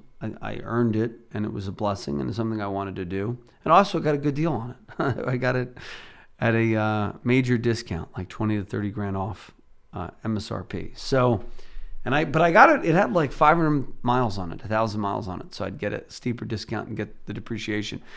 But even that, it was kind of, when you buy a car, you're buying a depreciating asset. So don't buy a nice car until you've accumulated your first million. That's my tip. Because you could make a lot of money not having to pay a car payment. And if you save $300 to $500 a month for yourself for 10 years, 20 years, you will be financially successful, better off. That's how you get that first 50,000 is, drive beater cars for like 10 to 12 years and take that money, invest it in yourself, invest in your business, invest it in a Roth. A lot of you don't know, May 17th, procrastinators like Ernesto over here. By the way, now it is live. You can get PPP 1 and PPP 2 because there was the debate when we had JJ on last time. Next week, maybe we'll have him on. I want to get Michael Saylor on versus Peter Schiff to have a Bitcoin versus gold debate. There was a Bitcoin versus gold debate this week online between Frank Giustra, who is a billionaire, and Michael Saylor, who's the billionaire founder of MicroStrategies. I believe MicroStrategies, where are they based out of? Double check. I think they're based out of New Jersey. So I want to have a big debate. It ended up being a little bit of a bust because they sort of agreed on everything, I think, or didn't disagree. People said Michael Saylor ended up winning the debate. I don't know. I didn't have a chance to watch it. But I want to get a debate in on our soils, a real debate. So give us a call. They're out of Parsippany. 888. What's up? They're out of Parsippany. Parsippany. So maybe we can get him on the show, Cal, to have the Bitcoin versus gold debate. Also, may I be remiss to remind people, asset allocation is important. Meaning, whatever you're doing, if you're doing one of these gambling stocks or high-flying things, limit your exposure to no more than 5 or 10% of your overall nest egg.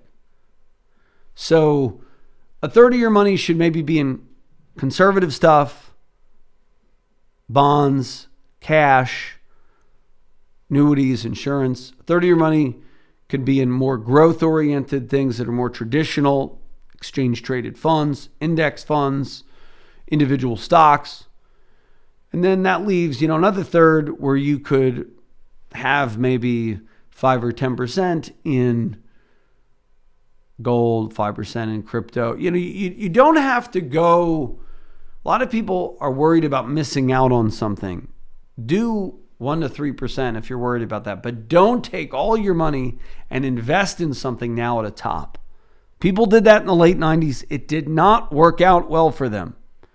We've had so many listeners over the years who buy something when it's hot, then a couple years later it's cut in half and they sell. Buy something that you do not have to sell.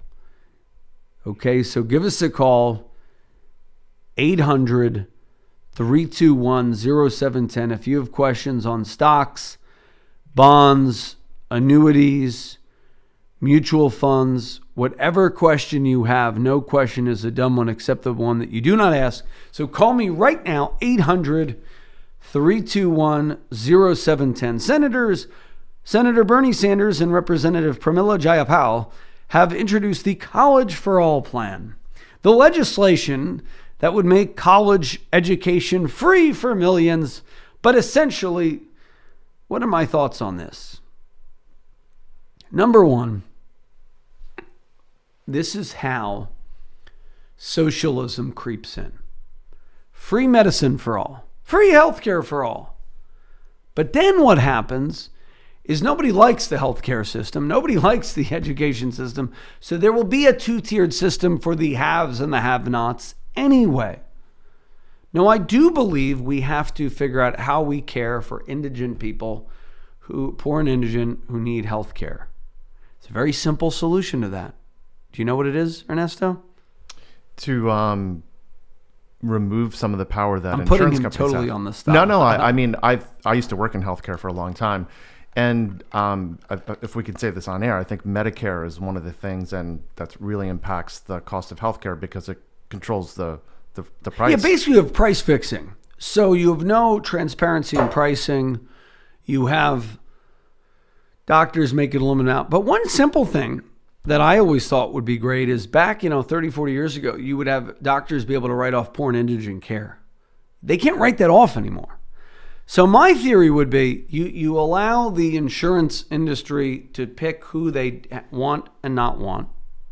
Totally free for all, like car insurance. If a car insurance company doesn't want you, they don't take you. And that helped drive the cost of car insurance lower in New Jersey.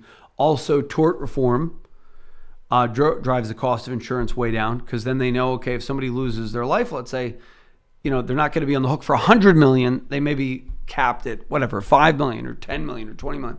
And losing a life is priceless. But what happens is these insurance companies have to hedge for the fact that they might have a $1 billion lawsuit. Same with Big Pharma. So if you had some type of tort reform, that could drive the cost of medicine down. That could drive the cost of medical care down. That could drive the cost of malpractice insurance down. You have a lot tethered to it. But one simple thing would be allow doctors to write off care to those who are poor. They can't do that. And then what you say is instead of having a government pool, you say doctors could charge whatever they want, insurance companies do whatever they want, but the 10 or 20% that the insurance companies don't want, they would have to be a part of this, whatever you would call it, charity care, you could call it Medicare, I guess. And basically, if you're a doctor, most doctors would agree to this because they don't like, insurance companies and the government screwing up medicine for them. They would basically agree to 10 or 20% charity care for all their work in exchange for a tax write-off, and then you could have a complete free market system. So I don't know. That's my 2 cents. So next up, we're going to the phone lines, and we have Dan. Go ahead. You're on with Josh Jalinski, the Financial Quarterback. Yeah, good morning. Thank you for taking my call. Can you hear me? Yes. Okay. So my question here is, with this proposal that the president came as far as raising capital gains. So, without mentioning names here, okay, from the president and actually Congress and Senate, okay, there are many, many very, very wealthy elected officials there. People that are multi-millionaire, maybe billionaires, okay? Why would they vote for something that would hurt them unless they have some kind of exemptions that we don't know about it? Can you comment on this? Well, because if you're super rich, you don't need to cash in your stock. You can get a margin loan from some private wealth group for 1 or 2% at low interest rates. So instead of paying 30 or 43%, they're just going to sort of rent their stocks to somebody else and get their money from a margin loan, pay that debt service. The other thing is many of them have foundations. Bill and Melinda Gates Foundation, just as an example. They gift their shares of stock to the foundation. And they could get a salary from the foundation for their basic living expenses. They don't really, you could essentially have a billionaire only pay tax on like $400,000 of income if it's done the right way. And that's kind of what they do. So, also, by the way, these people do pay a lot in taxes. I mean, they pay a lot in sales tax. They pay a lot in property tax. I mean, if you look at, Amazon apparently pays like no federal tax because they don't make money per se, but they do pay a lot in taxes too. So some of this is a little misleading. Why would they vote themselves a tax increase? I don't know. Some might do it out of guilt, like that they're so wealthy that they don't deserve it all. Some might have some maneuvering where they gift all the money to charity, so they don't really pay taxes on that. They have to sell their shares to pay tax. And by the way, the Trump tax code was not a gift to these people. They would often pay 23.8 cents of every dollar they sold, plus a state capital gains tax. So they almost lost 28 cents of every dollar. So I actually think that was too low, too high. So good question, Dan. I don't know the answer.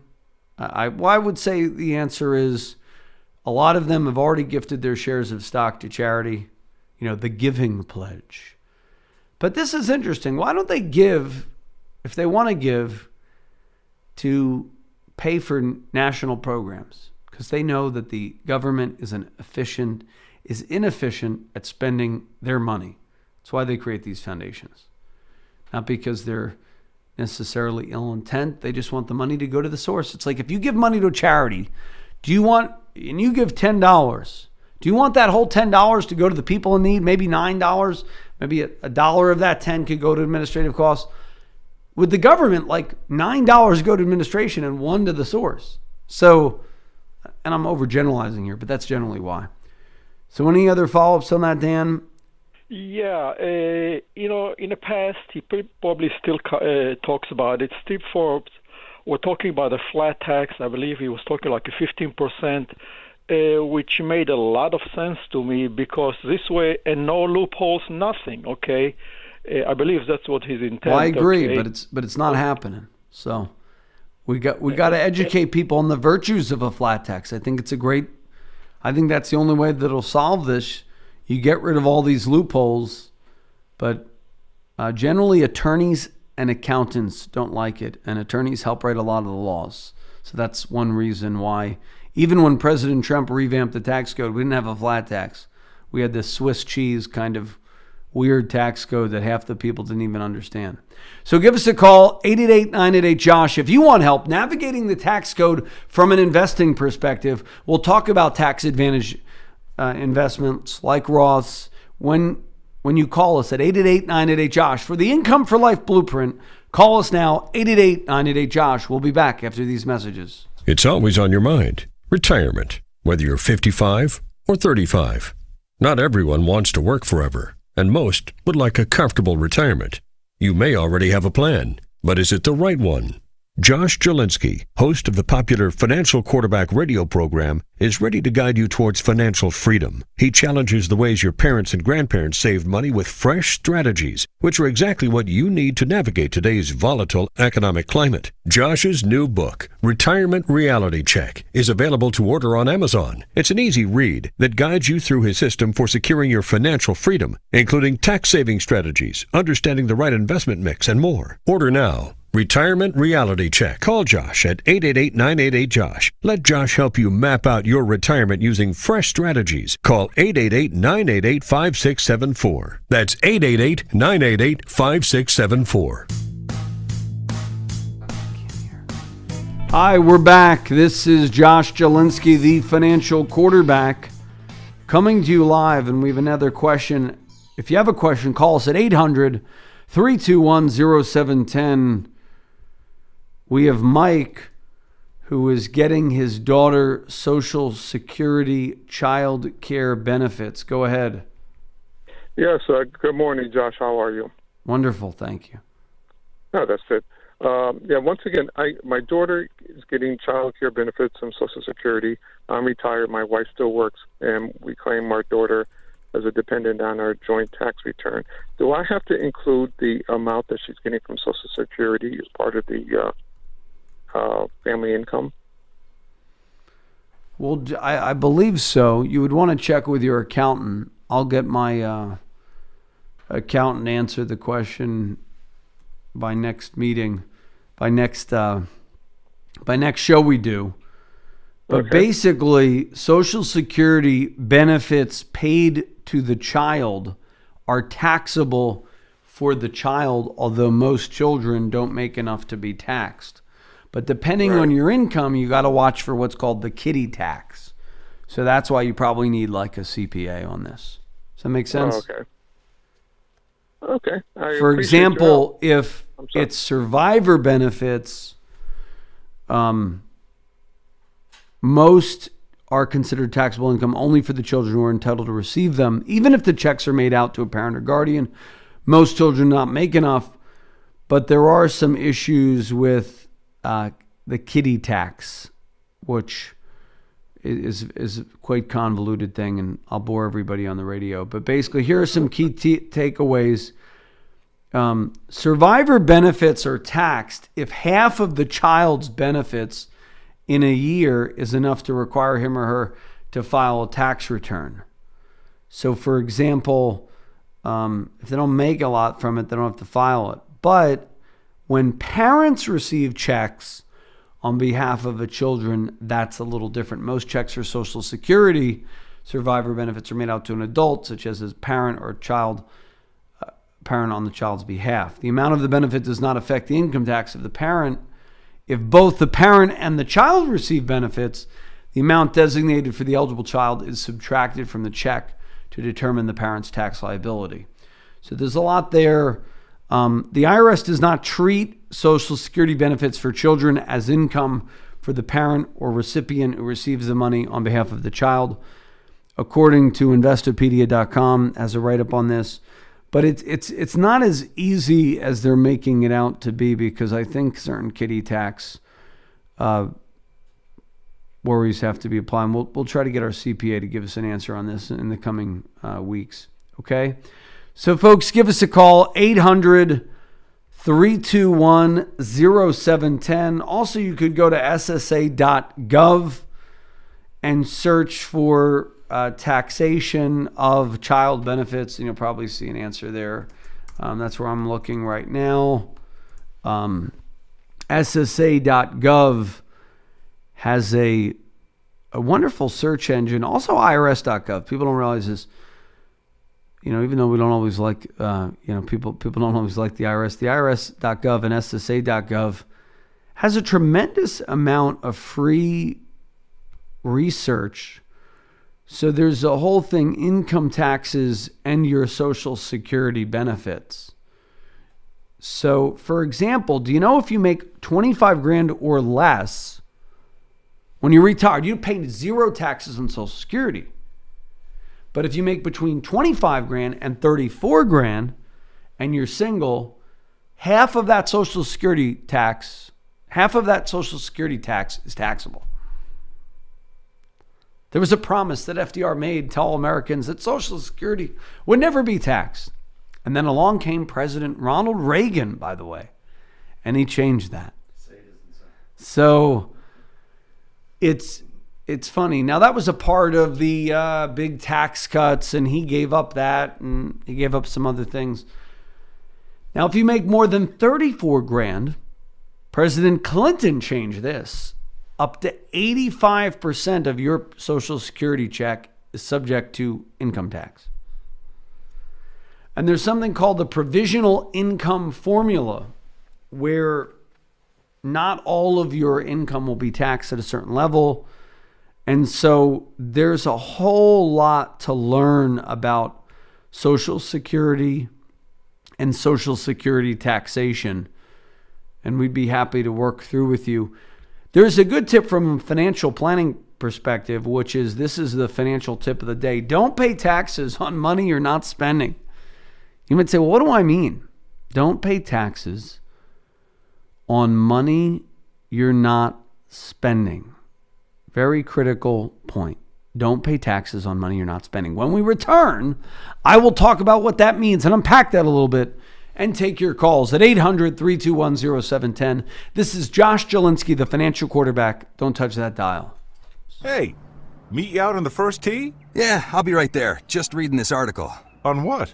New bill Congress passed. Looks like it's going to affect the value of all retirement savings plans. My financial guy didn't tell me about this when I saw him the other day. Well, my guy did, and we made a plan. You may have heard of him, Josh Jalinski. Josh Jalinski is your guy? Listen, if you're 10 years or less from retirement, which I am, Josh will give you a free economic plan, which includes retirement planning, a 27-point checklist to make sure your income lasts as long as you live. He'll even help you navigate the current tax code. I'm definitely going to call Josh. Cool, but first, can we play some golf? Call Josh Jalinski, host of the popular Financial Quarterback radio program, for your free economic plan. 888-988-JOSH. 888-988-JOSH. 888-988-JOSH. Are you worried about the recent coronavirus crisis and how it may have affected your money? Hi, everybody. I'm Josh Jalinski, the Financial Quarterback, inviting you to join me for my complimentary 6 Ways to Keep Calm During Turbulent Markets webinar. If you schedule and keep your no-obligation webinar today at 888-988-JOSH. It's a great thing to do if you're stuck at home under stay-at-home orders. Call us right now, 888-988-JOSH. If you're bored, there's never been a better time to get a second opinion on your wealth than right now. 888-988-JOSH, 888-988-5674. And go to my website, retirementrealitycheck.com today, and take your free investment profile quiz. And when you buy my book, you're eligible for 3 free gifts. 888-988-JOSH. Cool Call stuff, too. Josh Jalinski, host of the popular Financial Quarterback radio program. 888-988-JOSH.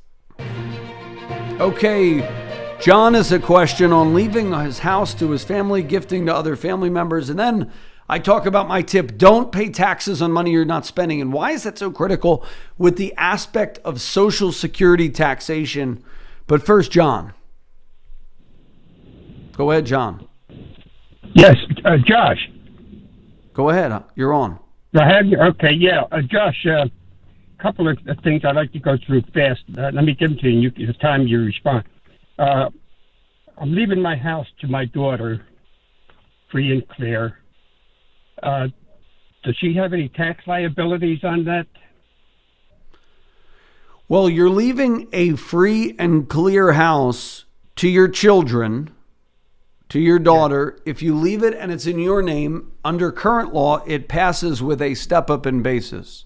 Now, that may be something they try to get rid of with the President Biden tax plan, but for right now, you're safe. Now, if you gift the house to your kids while you're alive, then you gift your basis. So if they sell it, they'll have to pay a ton of capital gains tax. Typically is how that works. So you generally don't want to gift the house to your kids. There may be, now I'm not an attorney, so there are certain attorneys that talk about doing like a life estate, and then some where you do trusts. I mean, if I just at death, just leave it in my will to my daughter, then she's not getting hit with a big tax thing, correct or no? I'm not understanding what you're saying. I can barely hear you. You're very faint. Okay, I'm trying. Is it any better? I'm trying to say, upon my death, my daughter will get the house. Does she have to have a lot of cash on hand to pay taxes on that? Does she have to have a lot of... No, but if you die and leave your house to your daughter under current tax code, she gets a step up in basis, so she pays no tax. Okay. Another thing is... The problem is have you gifted your house, or is the house in your name? The house is in my name. Okay, then there should be no big deal. Okay. Number two, I'm under the understanding that I could gift $20,000 to each member of my family, including grandchildren, with no taxes involved. You can gift up to $15,000 per grandchild with no tax. With no tax. Okay. With no gift tax. You can also gift up to something like 11 something million if you file the gift tax form. A lot of people don't realize that. I'm not in that category, but I also want, this is important to me. You want to check out the IRS.gov page, Form 709, which talks about the U.S. gift tax return. But go ahead. Yeah, my assets are like around $600,000, and it's going to go between my son, my daughter, my two grandchildren. But that part is easy. But I'm 85, and I want to get out of the stock market because almost all of that money is in my IRA and stocks. If I liquidate, what do I do with that? Where do I put it? I don't have the first idea how to do it the best financially situation. Yeah, well, it sounds like you would benefit from a free review. So call us at 888-988-JOSH. But what you saying is the majority of your assets are in an IRA? I would say 2/3 of it, and that whole amount worth is in a couple of stocks. As an example, I have most of that IRA in Intel and Applied Materials, plus some smaller ones. Well, you wouldn't liquidate the IRA. What you might do is convert incrementally to Roth. That way they inherit it tax-free. Or you leave it in some stocks, but you increase your exposure to more conservative asset classes if you're worried about volatility in the stock market. So basically, when you leave an IRA, though, you're leaving a tax lien on the money, and your heirs have 10 years to spend down the IRAs. Congress just passed something a few years ago called the Secure Act. It's been about a year and a half now, but most people don't realize it.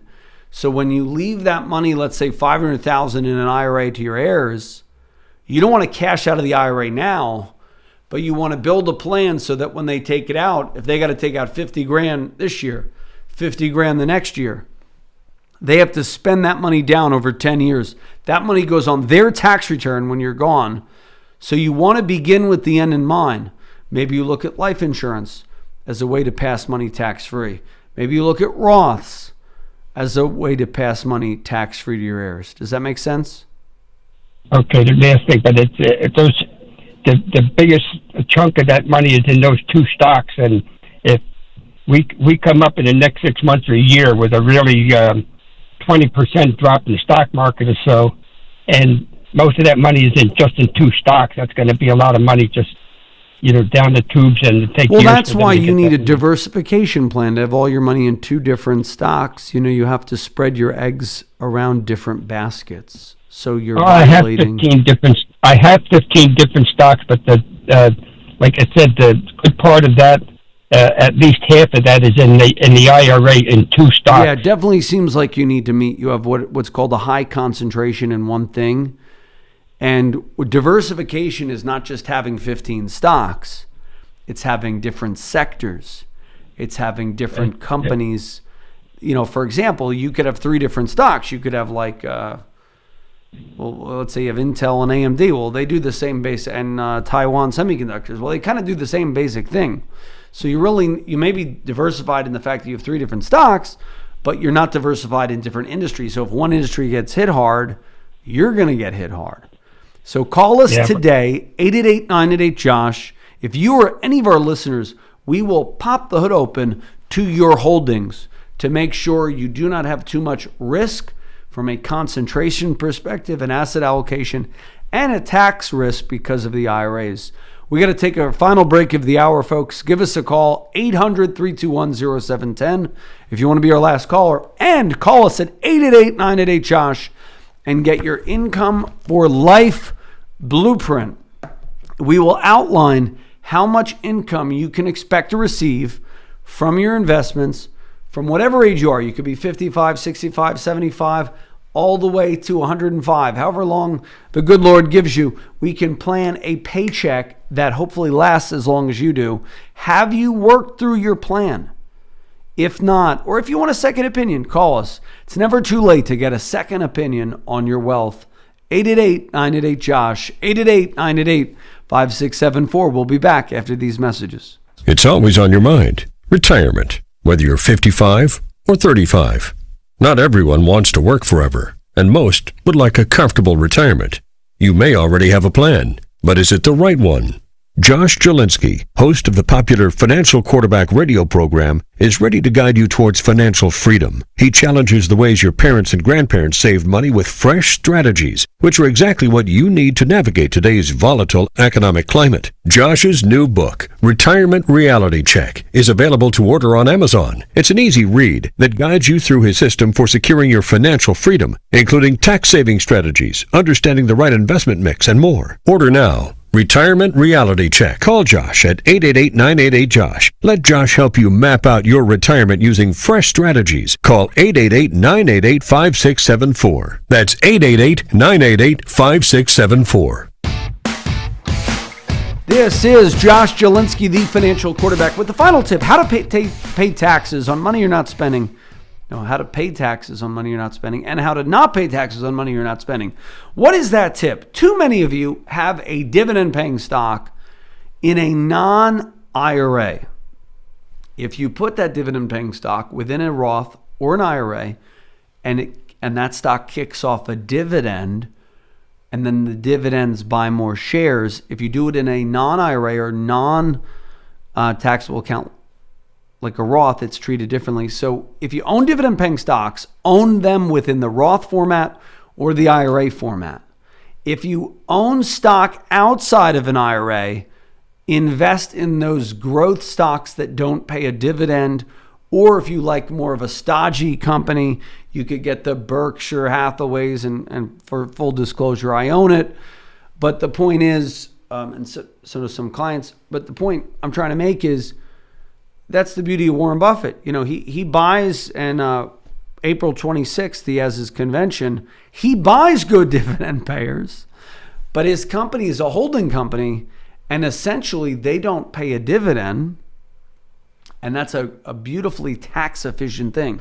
Well, let's say that's a little too aggressive for you. You could always look at fixed annuities, where that interest isn't taxed as earned, it's tax deferred. You could look at a fixed annuity as opposed to a fixed CD. You could look at a fixed indexed annuity or fixed index life insurance contract. The money grows tax deferred, as well as life insurance grows tax deferred, as well as what's called an IOVA. There are now these fiduciary share class annuities where you don't have high embedded commissions, and basically you pay a very small fee, like 0.1% or 0.2%, for the tax deferral wrapper. So if you like index funds or ETFs, you can buy those within the bird cage of the investment-only variable annuity. And the beauty of that is then you're not paying taxes on money you're not spending. A lot of you are paying taxes on money you're not spending. I've seen this time and time again. If you want to figure out, am I really paying taxes on money I'm not spending? Call us now, 888-988-JOSH, for the Am I Paying Taxes on Money I'm Not Spending review. 888-988-JOSH, 888-988-JOSH, 888-988-JOSH. Folks, there's a lot. My other tip is 529s were the way to save for college. Now with all of these college for all plans, you probably want to look at doing something different because you might be taxed 50 or 60% to give free college for everybody. So whether you believe in that or not, God bless you, but make sure your plan accounts for the fact that our world is ever changing. Our laws are ever changing. And so map out a plan. Call us for the Income for Life Blueprint and the very own Wealth Blueprint, Protection, Savings, and Growth. Call me now, 888-988-JOSH, 888-988-JOSH, 888-988-JOSH, and get the free review and a free book when you schedule your 45-minute financial strategy session. We'll be back after these messages.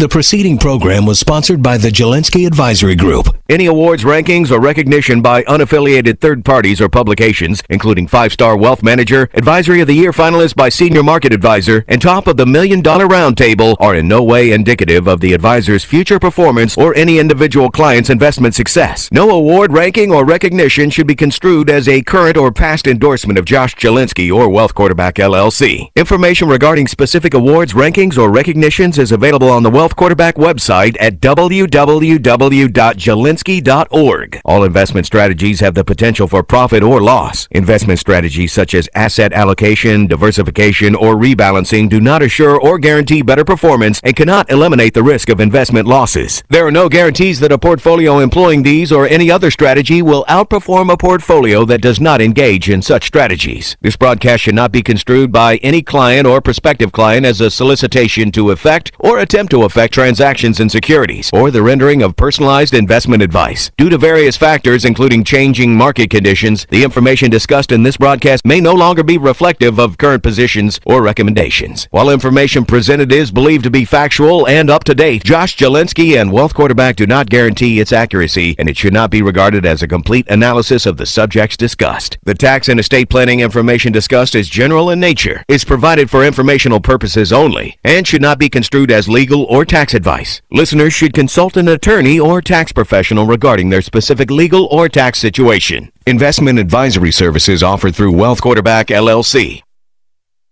WOR and WAXQ HD2 New York. Relaunch, restart, recover.